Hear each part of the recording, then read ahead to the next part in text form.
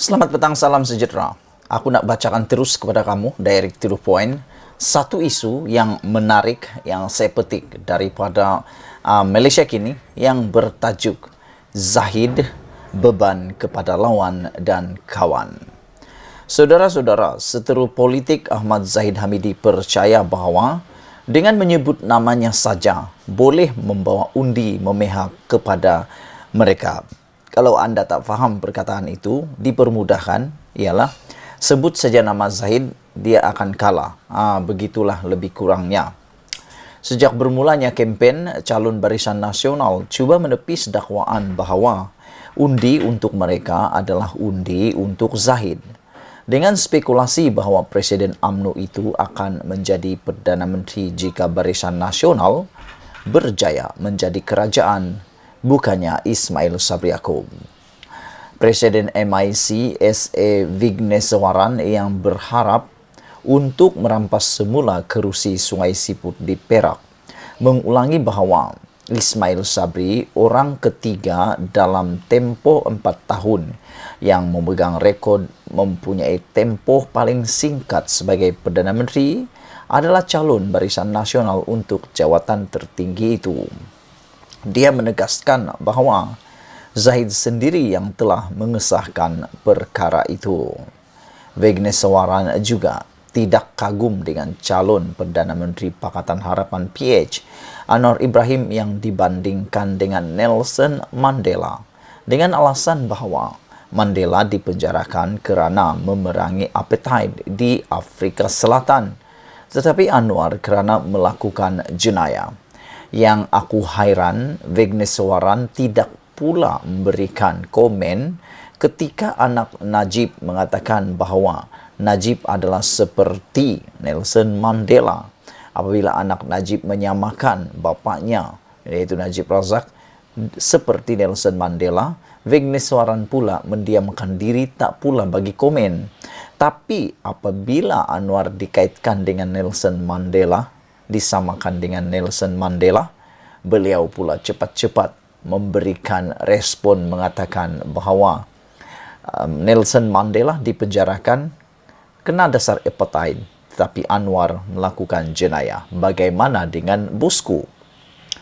Menteri Kesihatan Khairi Jamaluddin yang peluangnya untuk memenangi kerusi Sungai Buloh telah cerah kerana calon PH yang tidak bersemangat mengingatkan pengundinya bahawa undi untuknya adalah untuknya dan bukan untuk Zahid, katanya. Cakap-cakap mengenai Zahid yang didakwa pengkritik sebagai bimbang kerana terpaksa makan malam dengan bekas Perdana Menteri Najib Razak di penjara, memburu jawatan Perdana Menteri diperhebat. Di tengah dakwaan, calon Barisan Nasional diminta menandatangani surat aku janji untuk menyokongnya dalam perkara tersebut. Dikatakan sebagai Perdana Menteri, dia boleh mengedepikan sabitan berhubung kes rasuahnya. Dokumen itu telah tersebar di media sosial, tetapi UMNO mengecamnya sebagai palsu. Malah, Ismail Sabri sendiri telah dipaksa untuk meyakinkan pengundi bahawa dia akan kembali sebagai Perdana Menteri dan tidak akan ada perubahan dalam susunan berkenaan. Ini hanya parti pembangkang yang cuba mencipta persepsi, walaupun saya sudah katakan bahawa Majlis Tertinggi dan Perhimpunan Agong yang membuat keputusan, katanya. Masalah Zahid pada PH. Sebaliknya, musuh PH menjajah dakwaan potensi pakatan antara Zahid dan Anwar yang pada usia 75 tahun mungkin dalam usaha terakhirnya untuk merealisasikan impian menjadi Perdana Menteri. Pengerusi Pro-Tim Gerakan Tanah Air GTA Dr. Mahathir Mohamad adalah antara yang mencetuskan dakwaan itu dengan mendakwa Anwar telah berjanji untuk membiarkan Zahid dan Najib bebas sebagai pertukaran untuk sokongan mereka menjadi Perdana Menteri. Sehubungan dengan itu, pencabar ketua pembangkang itu untuk kerusi Tambun, Ahmad Faizal Azum, meminta SPRM menyiasat sama ada perjanjian sedemikian wujud kerana ia adalah isu kepentingan negara dan menjejaskan keyakinan orang ramai terhadap sistem keadilan. Sebelum ini, Presiden PAS Abdul Hadi Awang yang merupakan sebahagian daripada Gabungan Perikatan Nasional turut membuat dakwaan yang sama mengenai pakatan Zahid Anwar. Dalam perkembangan berkaitan, calon BN yang dikatakan menyetujui aku janji telah menandatangani persetujuan untuk meneroka pakatan dengan parti lain selepas PRU. Pada Ogos, Setiausaha Agong DAP Anthony Lok tidak menolak kemungkinan bekerjasama dengan UMNO juga. Spekulasi mengenai Anwar dan Zahid yang pernah bersekutu dalam UMNO bekerjasama bukanlah satu perkara baru. Ini timbul sejak kebelakangan ini di tengah-tengah perebutan kuasa dan nombor di Dewan Rakyat berikutan kejatuhan Kerajaan Pakatan Harapan. Ketika Anwar berada dalam UMNO, gandingan itu diketahui rapat dan Zahid telah ditahan di bawah Akta Keselamatan Dalam Negeri ISA yang kini tidak berfungsi selepas Mahathir memecat Anwar sebagai orang nombor 2-nya pada tahun 1998.